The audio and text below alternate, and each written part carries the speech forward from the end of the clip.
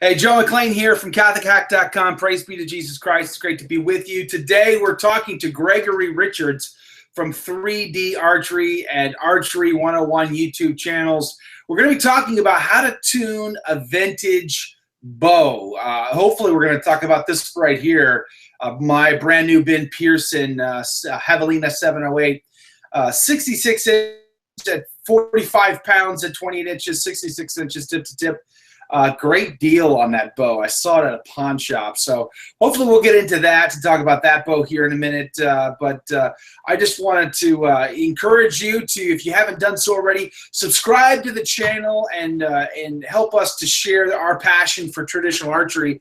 With there's so many new traditional archers coming online right now, and just getting into the sport, and you can be a part of their journey by sharing knowledge, your passion for this, by subscribing to channels like this and Gregory's, and commenting and sharing as well. So please do that. Hey, Greg, welcome to this YouTube video.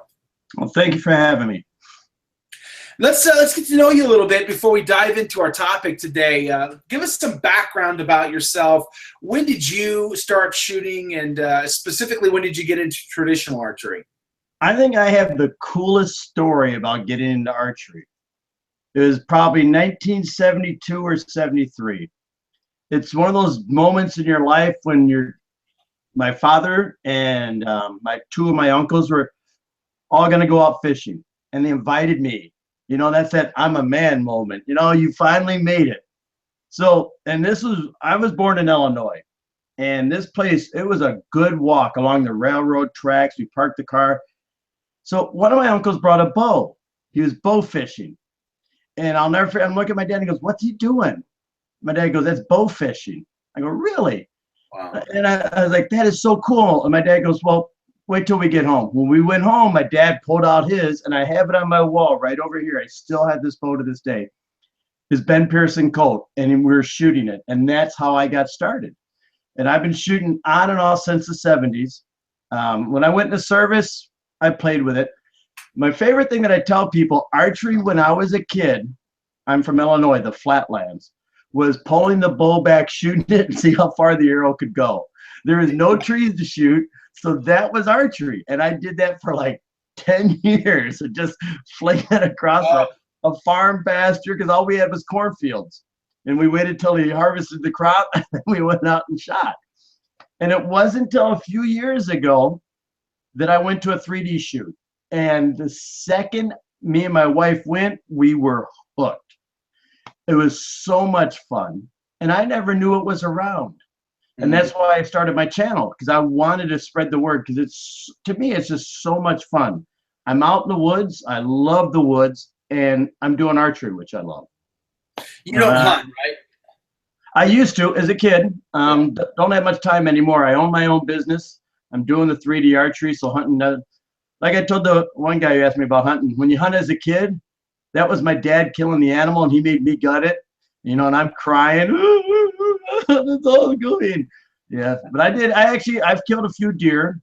In the service, when I went to recondo school, we had to kill rabbits, we had to kill deer, and we had to skin them, do all that. So yeah, I've hunted. I just don't have time anymore for it. I'm a little jealous because you get to go to all these really cool 3D courses up in the Northeast. I lived 10 years up in New England. I lived in New Hampshire, and I wasn't into archery in those days. I only wish I had been. What a unique opportunity to get access to all those 3D courses. There is a 3D course near my office. I'm actually hoping to join that club next year. And if I do, then I'll be posting a video of trying to try out that course. But otherwise, man, when I first started, trying to determine whether I was going to like archery, I took a PVC pipe, bent it, and was sailing arrows 100 yards. You know, I just wanted to like relive Braveheart, you know, and just see the sortie of arrows flying, and it was so much fun to try that. And then eventually I decided that I did want to learn and prepare to hunt because I had never been hunting before. So I knew I had to get serious, and that sort of changed everything for me. I got very serious about traditional archery at that point. Got a manufactured bow, learned how to shoot that thing reliably, and I've been hunting now 3 seasons. So praise God for that. But so what I see a lot of bows in your wall there. Take us really quick through all of that. I think I only have, let's see. Every bow you see is meant from the 60s. Almost every bow I have is from the 60s. Wow. This is my floor. This is my Colt collection. I love the Ben Pearson Colt model 707s. That's the first bow I ever shot, and I just totally love them. And that's the other thing I forgot to. My father's right-handed. My 2 brothers are right-handed, so I learned to shoot right-handed. Wasn't until a few years ago I pinched a nerve in my right hand, and I couldn't shoot, so I shot left-handed. I'm naturally a lefty. Oh wow! People, why did you lefty? Well, my dad wouldn't buy me a bow, not my brothers. So I can shoot left or right-handed, back and forth, and it really blows people's minds. To me, it's just something I do. But we'll go back. So the 3 on the top over here, that's my wife's. Those are Ben Pearson Collegians. I have a Ben Pearson Mustang, a Pinto, and my 2 Palominos. And then I have another Colt on the floor. I just got my wife a Colt. You know, she wanted it. Yeah, I love the bows. I've never had one break, and one's never failed, and they're all, well, next year everyone will be 50 years old, and they're still, I use them every weekend. You know, well, you know, I was telling you this before we started this tonight. I've got that Bear Grizzly. It's a 65 Bear Grizzly back there, and I was so excited to get that bow. I got a great deal on it. At least I thought it was a great deal on that bow, and I shot it every single day, maybe 3 or 4 months or 6 months maybe, and it shattered in my hand at draw, and I was just, it took me like 5 minutes to process what had happened. I was so shocked by the experience and utterly devastated because I was trying to prepare for hunting season, and here I was going to have to get a new bow and new setup and new tuning and all that stuff. So I was pretty upset about that. And so when I saw this Ben Pearson right here at the pawn shop for under $50, and I didn't even know what it was. You know, I took pictures and posted them on Facebook, some traditional archery groups on Facebook, and I'm like, what is this thing? And is it any good or whatever? And everybody said I should talk to you. Like you're the Ben Pearson guy. So, and clearly, I mean, your wall's filled with Ben Pearsons. So I thought, who better to talk to about how to tune this bow and get it ready for shooting than you. So my hope is not to shoot this every day. It's a 45-pound at 28-inch bow. So I probably will just shoot it on occasion. So do me a favor, take us through what, when someone gets a vintage bow or an antique bow, you know, what are some of the things that they need to be thinking about, how to tune this, how to set this up? Well, the big thing when you first get them is you really got to check the type of wood. Like that looks like a that's probably that Brazilian rosewood, or they called it Ola, which is a great wood because it doesn't separate much. And you got to really, you know, look over those babies. You got to check the fiberglass. I had one with a big gouge in it, and I put some epoxy in, and it's still shooting fine. Now you're gonna probably see, I don't know about yours, you may see some hairline cracks in them. That's not a stress fracture. That's just how they made the fiberglass. It does that. It's nothing really to worry about. The trick is to run your fingernail across it, and if you don't feel any ridges on it, you're good to go. So that the interesting about your bow, which you probably don't know, your bow was probably made incorrectly, not in a bad way. With Ben Pearson's, if the bow was 45 pounds or more, the limbs weren't supposed to be white. White limbs were only used for bows under 45 pounds. Oh, fantastic. I actually have one that's 46 that has white limbs, which was a mistake too. That's very fascinating. In fact, oh, here it is. Okay, no, well, I stand corrected because it says 40-pound at 28 inches. Okay, and that's what, yep, no X, yep. So it's 40 pounds. That's why you got the white limbs. And So if so you this see was what we meant start, for target archery? yeah, no, it's made for hunting too, but that's just how Ben Pearson separated their poundage from heavy to light for people to understand. So if you see one like with a brown lens, I actually have one that's green and red. I call it my Christmas bow. Those are heavier weights, and the lighter ones are all whites. And I think it was a neat little trick, just so as soon as you see it, you know what you're looking at. You know, like with that, the big thing you got to know is you can't use a fast flight string, obviously, because Okay. it'll cut right through that limb. So you Wow. have to use Dacron on it because you don't have limb protectors on it. So that's the only thing. Just put on a regular Dacron string. The biggest thing on it, your shelf is not cut to center. I can tell you that right now. So you're going to have to use a slightly weaker arrow than you're used to. The books tell you for 40 pounder, probably a 500 spine. I would definitely say a 600. Because one thing I was taught was I think it's every 1/8 of an inch that it's not cut to center, you subtract 5 pounds from your draw weight on the arrow chart. And then if you're not using a fast flight string, you subtract another 5 pounds. So instead of looking for an arrow for a 40-pound bow, you should look for an arrow for a 30-pound bow. And when I learned that, that really made a big difference I find in my arrows. My tuning's much easier doing that. And that's the biggest thing you need to know when you get an older bow is that little rule about the shelf and about the string, because that changes everything for you right there. You know, that was one of my big questions was on the arrows and what I should get. You know, I just recently picked up a set of gold tips, and I got them at full length. They're spined at 400, which is what I was shooting in my traditional only arrows on my Red Stag 55 pounds at 28 inches. And so I wasn't sure. I thought maybe I might tune those gold tips to this bow, or I might tune those gold tips for hunting out of my Red Stag. But I think you're saying 400 is just way too stiff. Even if I put a heavier field tip or a broadhead on them? Yeah, how heavy is your broadhead? Well, this year I was really gonna, I was listening to something Jimmy Blackman said in one of his hunting videos, or one of his videos on his channel. He talked about tuning his hunting arrows to be really adding a lot of weight forward of center, so you get a lot more kinetic energy. And so I thought about trying that this year. So I thought about going with like a 200 grain broadhead, or maybe like I'm looking at a 175 right now, and then maybe adding some brass rings around it.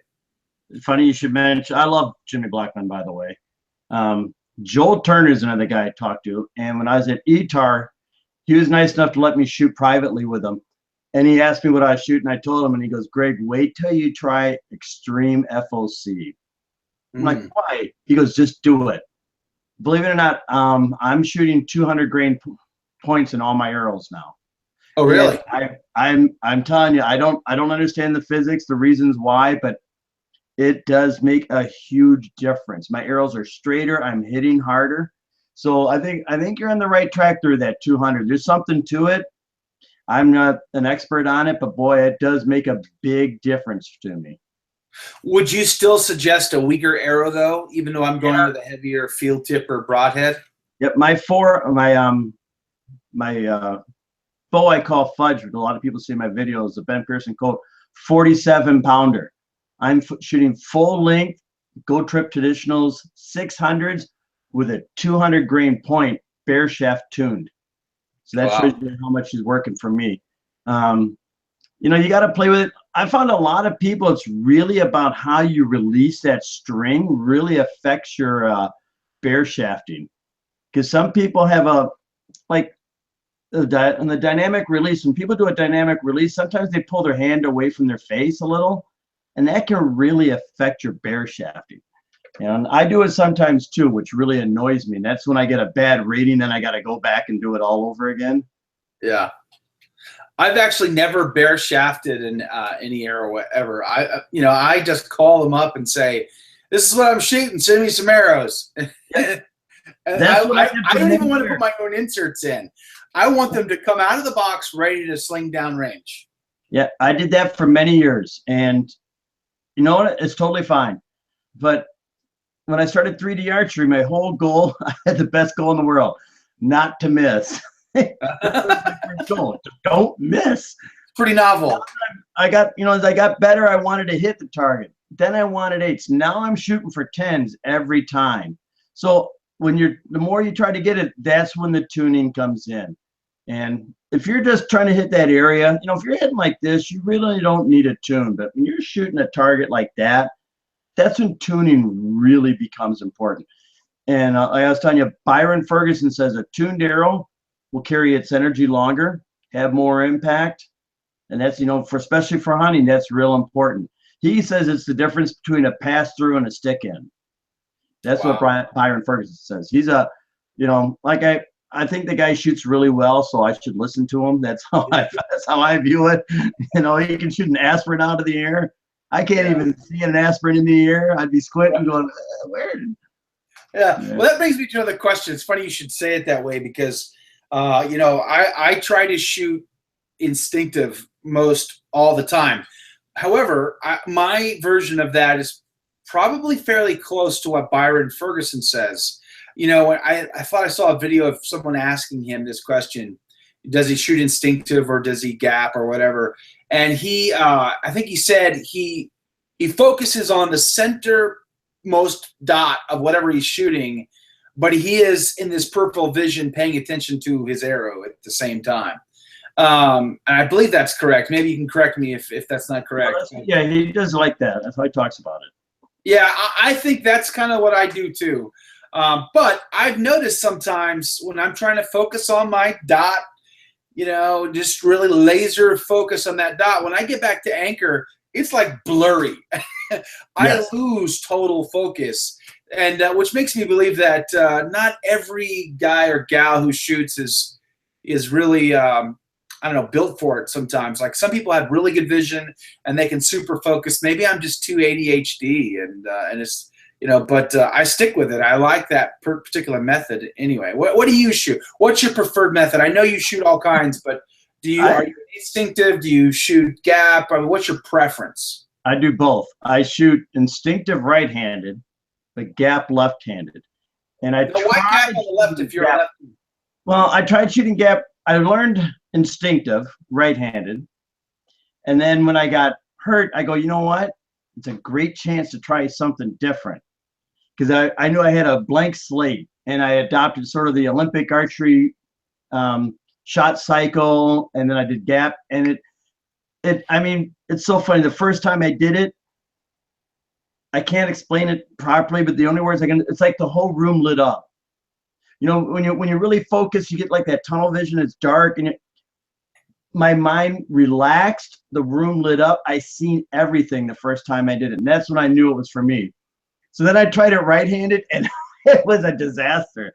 My arrows were all over, and I go, okay, so I'm going to stick right-handed instinctive, left-handed gap. But something happened, and I don't know if this happens for you.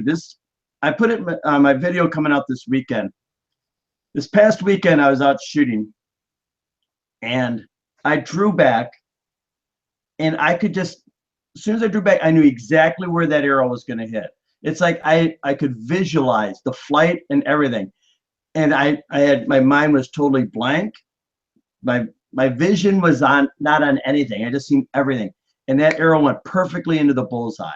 Wow. And it's been happening a little more frequently now. And I try to tell people, I go, I don't know what's going on. I'm still sort of gapping. I look at the point, I focus where I want it to go, but I'm aware where the arrow is.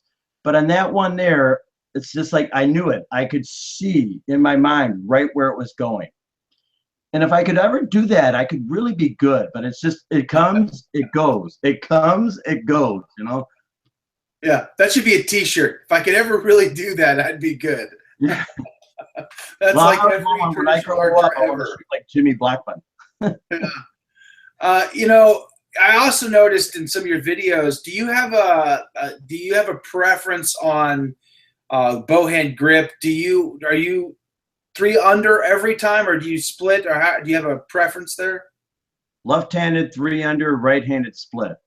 Again with this, what's going on in your brain that you're like Jekyll and Hyde. You're two different people. I tell people it's conditioning. I try to do 3-under with my right hand, but it just felt so foreign. Yeah. You know, and you can do it. You have to train yourself to do it. But you know what? I don't want to fight it. If that's what my body wants to do, that's what I do. And that's the guy I shoot with Jeff Krug. It drives him nuts because I'll just grab a bow and shoot right hand, and then I'll grab my left hand and do this. And he goes, "How can you do that?" And I go, "I don't know. I just do it. It's just how I am." Oh, well, I'm definitely jealous. Yeah. I couldn't hit. If anything happens to my right arm, I'm in trouble. Yeah, but don't be jealous because I have to buy double the hand guards, or double the gloves, double the tabs, double the quivers, double the bows. Yeah, no thanks. I'll go back to my rifle. That's okay. It'd be cheaper in the long run. Yes. You know, I was thinking about going to 3 Below, and that was one of the questions about these vintage bows. You know, I used to shoot string walking before I sort of focused all my efforts on instinctive. So, are there any issues with doing something like string walking on these vintage bows? Are you going to cause any sort of warping of the limbs due to their age if you start, you know, messing with your bow hand grip on the string? Yeah, that's a great question. Or rather, string walking. I think that puts too much stress on it. 3-under is fine. It doesn't affect it, but I've been told string walking's like it can damage your bow because farther down you get, they really weren't made for that. I was told you got to have a modern, you know, like a alloy bow to really be safe with it. Oh, really? I was shooting string walking with my Samick Sage. Took it all day long. Yeah, well, those things are tanks. I always told the guy you could beat somebody with that riser. It wouldn't hurt it. It is insanely heavy. Yes. That thing. When I first got my Bear Grizzly and I picked it up, I'm like, I thought all bows were this heavy. I didn't realize that there were bows that were light and airy and, you know, and just fun to hold in your arm all day. That Sage is insanely heavy. We did the Sage giveaway. We had the Patreon. Everybody raised money and we gave it away. And when I got it, I counted the laminate. I had 13 levels of lamination on my Sage. I go, man, that's a lot of laminate. I go, they built that thing to be abused. Yeah, and it is. It's a great bow. It's really hard to argue with. I mean, for the price, I think it's the best bow. As soon as I shot the first one, I was sold. I was like, man, mine was 168 total and all that with all this stuff. And I go, that, you know, like we're talking, I can't spend $400. I can't tell somebody, hey, buy this $400 bow. You may not like it, and then you'll be out $400. Yeah. But I can commonly say, hey, buy this Sage. It's $145. If you don't like it, you can sell it for another $100. You know, you're only out $40. I bought mine for under 130. I think it was like 120. And yeah, that's what I bought 6 arrows, you know, with it. And I was in business. It's great. It's hard to argue. No. It shoots all day long. Yep. And then you can always upgrade the limbs. That's what I love. You can go higher limbs, lower weight limbs. Yeah. Now, I love my Red Stag, though. I really like my Red Stag. See, I am not a big fan of takedown bows. I'm sure there's some really beautiful takedowns out there, but I just love the look of a one piece. To me, it's like a work of art, you know, to see this beautiful wood and to see these one-piece bows. So I really wanted a nicer one-piece bow. I was hoping it was going to be my Bear Grizzly, but, you know, it shattered, so I had to move on.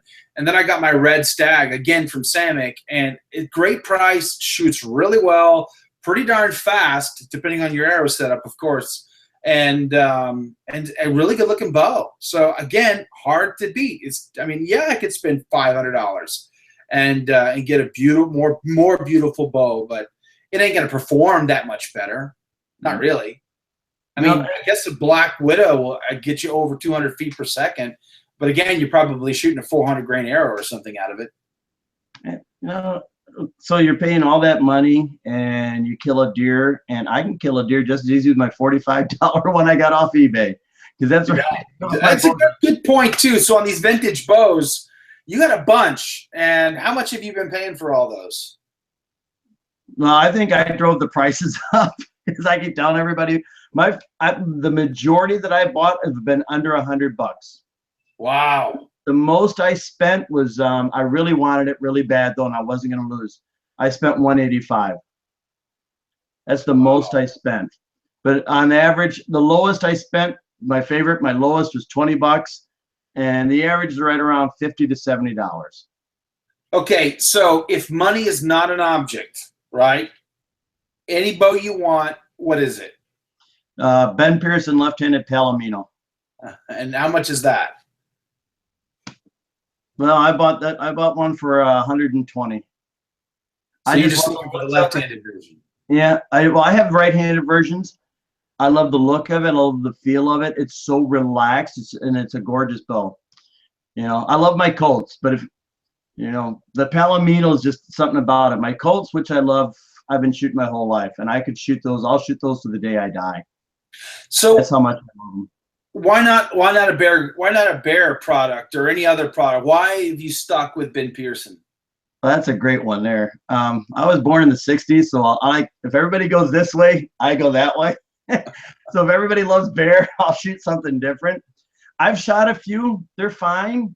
I have nothing against them. It's just I really think Ben Pearsons don't get the credit that they deserve.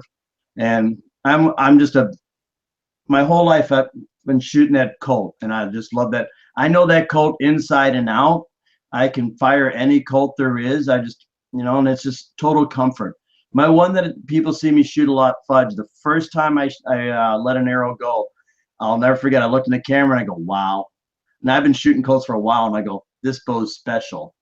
And when I'm serious, if you know, somebody wants to challenge me, which some people do, which I think is hilarious, I bring that one out. When I want to shoot good, I bring out that bow, because that one there, I don't know what it is. Me and that bow, we just click. It fits my hand. It shoots perfect. It does everything that I want. You know, I always wanted a Kodiak, a Super Kodiak. Yeah, the big one piece. I think they're real pretty, but I just can't spend the money. I'm cheap. You know? All right, last question before I let you go tonight on the vintage Ben Pearson here. What about silencing this? Is there anything in particular, or is it pretty standard? You throw on some beaver fur or some yarn puffs or something like that, or are these things known to be loud and twangy, or vibration in the handle? Talked about that. You won't find any vibration. You set that baby up right. I put a little bit of felt on the recurve limb, and I do put silencers on mine. And the one I have, it makes, I love it. You know what you hear and what other people hear is two different things. I found that out because when I shoot, I hear one noise, then I watch the video, and it's a totally different sound. And when I watch some of my videos, you hear the whoosh, and that is just the coolest sound to me when you let go an arrow and you hear the whoosh. And I'm like, that is so, I get so excited, I forget what I'm shooting. I'm like, did you hear that? Yeah, but Greg, you missed. Yeah, but did you hear that? You're geeking out on the good stuff there. Yeah. You know, the one thing, don't be afraid to strip your bow down and refinish it. Every single Ben Pearson, except for my wife's, I've stripped them all down and refinished them. And the one guy warned me when I first did it, oh, you're going to change the tiller. I sanded the limbs down. I only sanded to get the original coating off, and I smoothed it out, and my tiller never changed. So, and I've done 6, 7, 8, 9, 10, 13 bows so far. Wow. And I haven't had a problem. I'm not a fan of the gloss. I like semi-gloss.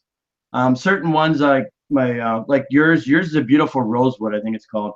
I would keep that gloss because that just brings out, like, I love the grain on your wood. That's just beautiful. That Brazilian rosewood grain is so gorgeous. There are some blemishes in the finish. Obviously, this is probably what, a 1965 or 66. I'm not sure the year of it, but there are some blemishes in the handle. But you know, that's part of the character and the life of this bow. So I would be super hesitant to sand this thing down. I wanted to just shoot it the way it is. And honestly, I was looking through the limbs, looking for cracks and all that. It looks good. I mean, this is in much better shape than I think my Bear Grizzly was when it arrived. My Grizzly had a crack, what looked like a stress crack that ran right from this transition point up into the limb, and that's exactly where it shattered on that point. So I went and looked at these limbs, and they look good. The glass looks great. Tips are in good shape. I mean, everything is good except for just a few, you can see that right there, a few small blemishes. Other than that, but again, I think that's just part of the character. So I'm really super excited. I'm going to order a string for this and try to get some arrows, and I'm going to start flinging them down range and see how it goes. Now, that's a 66-inch, right? Yeah. Now your Sage is a 62? The Sage is a 62. How big was your bear? The bear was a 58 or 56. It's on the wall. It's the top one up there. And I want to say it was 50-something. You're going to be in for a real pleasant surprise. How's that? That bow is going to be so easy to draw back because of most of mine are 62s. My one Palomino is a 68. My Pinto's a 66. I think that's the perfect length. It's much easier to draw back. 40 on a 66 feels more like in the mid-30s. It's really easy to hold. I've become I've become a big believer in longer bows. And you're going to find, since you haven't probably shot a long bow like that, that's going to be so easy for you to draw back and hold. And you're going to sit there, and then you're going to get sort of hooked on, well, I don't have to shoot. I can hold this all day. Well, at 40 pounds, maybe it'll be 45 because I'm sort of anchoring at 29 inches. So I've been, with my 55-pound red stag, I've been probably pulling close to 57 pounds or 60 pounds or something. But so I am anxious to see, how this feels. I'm hoping it's just super light and airy. But I just can't imagine trying to hunt with this beast being so tall. I mean, it's a walking stick, for crying out loud. I mean, it's just long. And I like the shorter bow for hunting. Sonic Guy 95 in the com box said Grizzlies are 58 inches. So my bear up there is probably 58 inches. Yeah, that's a tiny little bow, 58. I've got a couple 60s, and they're, it's just the effort. I know it's 40 pounds, but it doesn't feel like 40. And when you draw that back, you're going to say to yourself, this is just too easy. And that's what I love about it. It's just you pull back and I don't have to, there's no work to it. It's just relaxed. That's the best way I describe it. It's a relaxed draw. Yeah. Well, I'm looking forward to it. Well, I can't wait to see you shoot it, because I wanted one of those. I bought one, but the U.S. Post Office snapped it in half on me. Oh, that's horrible. Yeah. And it was a gorgeous looking one. I was all excited about it. Oh, that's tragic. Well, like I said, I got this at a pawn shop. I've been to that pawn shop before. They sell a ton of compound bows and guns. And I asked them once, did they ever have, recurves or traditional bows? Oh, no, we never carry that stuff. And then I walked in there one day. It's a great place to get cameras and all kinds of things. And so I go in there on occasion to see what they got, and it's just sitting there. I go, oh, let me see that. What, under $50? Yay. And then I let it sit for a couple of days, and nobody buys this stuff, I'm the only, in Texas, apparently, you have to shoot a compound. Very few guys are shooting traditional equipment. So I was very fortunate for it to still sit there, and I was able to pick this up. Actually, my wife bought it for me. I came home one day, and it was sitting in my room, so I was pretty excited. About it. So I'm looking forward to it. I'm going to be picking up a string for this from Three Rivers Archery, and I'm looking at getting some arrows, and then we're going to start throwing arrows down range. It's going to be a good time. Yeah, again, like I said, I can't wait to see your video, because I want to see your face when you shoot it the first time. Yeah, I can't either. All right, we've been having a great chat here with Gregory Richards from 3D Archery and Archery 101. Both of those channels are linked below. I have gotten a lot of great information off of you, Gregory, so thank you very much for spending some time with us tonight, sharing your passion for traditional archery. You've been an inspiration to me, so I'm grateful. Thank you for being with us tonight. Oh, no, my pleasure. And hey, you do a great job spreading the word. Just keep that up there, Joe. All right. If you haven't already done so, please subscribe to the channel and become a part of this community, helping us to inspire new traditional archers. Leave the training wheels at home, pick up the bow, and throw arrows downrange, because it's a bigger, better journey. It's just an incredible journey, traditional archery, and I really love it. It speaks to my heart. So I want you to share your passion and knowledge of traditional archery by commenting below. If you got questions for Gregory, you can comment below, and I'm sure he'll answer those. He's really great about getting back to folks. So if maybe you have a vintage bow or an antique bow, let us know, what you think, and by commenting below, subscribing to the channel, liking, and sharing. And until the next video, I'm praying for you that you shoot straight, and I hope you pray for me that I shoot straight, and may God richly bless you. We'll see you next time.